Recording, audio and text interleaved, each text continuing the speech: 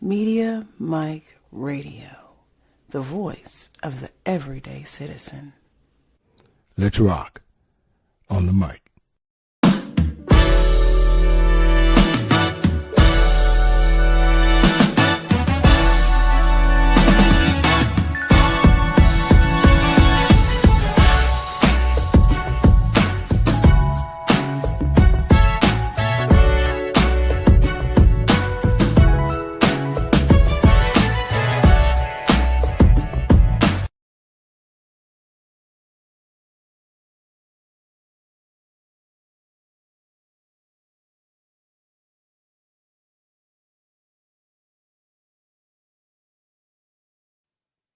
What's up, everybody? And you are listening to the best of the Media Mike Radio Show. I am your host, the Media Mike Speaks, sponsored by New Justice Media, where we are the voice of the everyday citizen. The time is now 40 minutes past the hour here in the Lone Star State. So let's get to this story before it's too late. All right, good people, I'm going live. So some of my subscribers asked me to go live, but I usually do this on the New Justice Media network. And I consider this my higher education channel. So I wanted to talk about some things that was going on in higher education. So I'm going to share my screen. So this is something interesting here. As you know, down here in Texas, we do things different, So I wanted to bring this to your attention. So let me know what you think. I'm going to share my screen. This just came out a couple of days ago, where the Texas legislator is now, I do believe, trying to take control of colleges and universities here in Texas. So I'm going to share my screen here, and I'm going to go through this. And you all let me know what you all think about this, because this is something here that's really interesting. So Dallas Morning News. Just share my screen. Take a look here. Okay. Restricting Texas colleges with more oversight is focus of priority bill. Now, this is Senate bill, if I'm not mistaken, should be 37. Yes, Senate bill 37. So as you see here, it's saying governor-appointed boards would have more authority over hiring and firing university employees, as well as in determining what is taught according to the legislation. Now, that can be quite concerning, as opposed to you talking about what is taught. Now, we're going to go through this because it doesn't address things that I have questions about. So let's take a read. Texas colleges and universities could face more oversight, including over who is hired, what is taught, and how they are following the law under a wide-ranging priority bill filed Thursday. The Senate proposal would give governor-appointed boards of regions more power to overturn decisions made by campus leaders and review curriculum. The bill would also reduce the role of faculty senates and create a new office to investigate concerns at state schools. Now, this bill is introduced by Senator Brandon Crichton. I guess he's a Texas representative. Conroe. Senate Bill 37 is one of Lieutenant Governor Dan Patrick's top 40 priorities. Lieutenant Governor Patrick has long said he wants to roll back the woke left that is rampant on college campuses. So I guess this is deeper. This is deeper than what it's saying. So this is, I guess, an attack on the left. So as I read through it, I found that it's something to do with DEI and the woke left. By reaffirming the authority of the Board of Regents, Senate Bill 37 clearly defines university governance roles with increasing transparency in policies, hiring, curriculum, and financial decisions, Crichton said in a statement. Now, this hasn't passed yet, but it's a bill. It looks like the governor is going to sign this bill. That's what it seems like to me. The lieutenant governor and the governor is all in on this. So they want to, I guess, control a lot of the Texas colleges and universities. With the taxpayer dollars and students' futures at stake, universities must operate with accountability, he added. Others saw the bill as an attack on faculty's role in governance in colleges and universities. The University of Texas at Austin chapter of the American Association of University Professors, aka AAUP, said in a statement, they didn't like this. Shared governance, now let me back up, going too fast for you. Shared governance is one of AAUP's top priorities and central to the protection of academic freedom and the faculty's status as professionals, the statement read. In a statement, the Texas Conference of AAUP said the legislature is attempting to micromanage and overregulate universities that are already thriving, unquote. Yeah. When I first read it, I thought it was somewhat of a good thing, but now as I read through it again, I don't know. It's an attack on DEI. And yeah, attack on the woke left, and it seems like it's an attack on faculty and administrators and administration. Yeah. So the group noted that Governor Greg Abbott bragged about Texas leading the nation in top research universities on social media Thursday. The state recently significantly expanded the number of schools reaching Tier 1 status. This happens because we have top-notch faculty, AAUP's statement read. Doesn't seem like they care about that. I think this is politically motivated. This is my professional opinion. I think it is. I think that I would say this. I think it's a little bit of payback on those schools who refuse to eliminate DEI or try to change the name on something. I think they found out and they decided to get together and do this. So let me know what y'all think about this, because this is kind of serious for those who are in the higher education realm. Public school has its own battles. They're dealing with something else, but this is affecting all colleges and universities, if my understanding, throughout the state of Texas.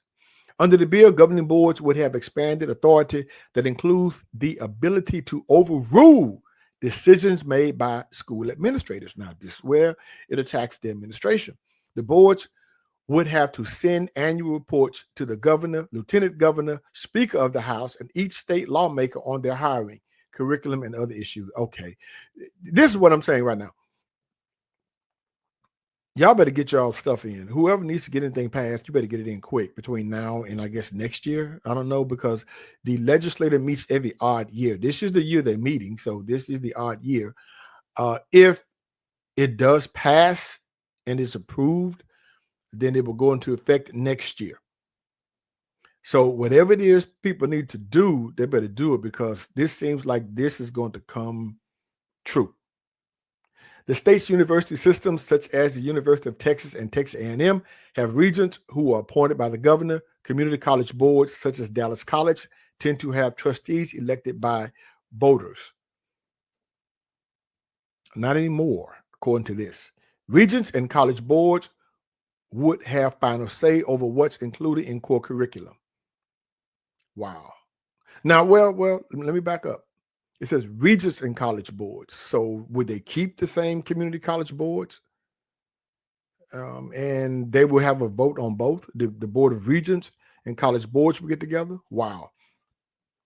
After a committee review of material to ensure the curriculum does not endorse specific public policies, ideologies, or legislation, a general education review committee appointed by the board would make recommendations on maintaining or eliminating courses. Wow. Wow. I know where this is going. Meanwhile, the governing boards would be responsible for hiring the positions of vice president, provost, associate or assistant provost, and dean, according to the bill. Historically, faculty members and other administrators are involved in interviewing and hiring processes for these positions. Yeah, so they are taken out of the hands of the administrators as far as the top administrative positions and putting it in the hands of these governing boards. Faculty senates or councils would be overhauled to limit their power and could be established only by governing boards under the proposal. For example, faculty members wouldn't be allowed in decision-making during a grievance review or faculty discipline. Wow. Well, okay, what's funny about this is, well, faculty members have been allowed to a certain degree in grievance reviews, but they've been somewhat locked out too by administrators. That's kind of interesting. Now, this is interesting. Now, who's going to be doing the reviewing here of these grievances? Wow. So let me read that again. For example, faculty members wouldn't be allowed in decision making during a grievance review or faculty discipline. Interesting. Huh. Typically, faculty senates develop curricula and approve academic policies. They reflect and express the views of faculty members to university leadership and are a way for faculty or a way for faculty to participate in academic governance. Wow. Emerile Rosa Davila, an associate professor of social work and speaker of the Faculty Senate at Texas Women's University, said faculty senates help school leaders address concerns and policies on a campus. Here's the thing. Now, will this be with the core? Well, they're talking about the core because we're going to get to that. How does this affect technical programs here? So that's the interesting part. That's kind of weird. Let's read on. Faculty senates add governance to the governance. Faculty senates add value to the governance of any institution, she said, that requires open communication and a transparent process, she added. For example, faculty senates typically provide feedback on policy changes under consideration. They can also initiate votes of no confidence in university leadership. Only regions can remove a president, but the action allows faculty members to publicly express their concerns. Under the bill, the head of faculty senates or councils would be appointed by the campus president with consent of the governing board. So, being that, okay, we have provosts now, vice provosts, and we have campus presidents who, in my professional opinion, have been reduced to community fundraisers. So they're going to have this power now, I guess, to appoint faculty senates.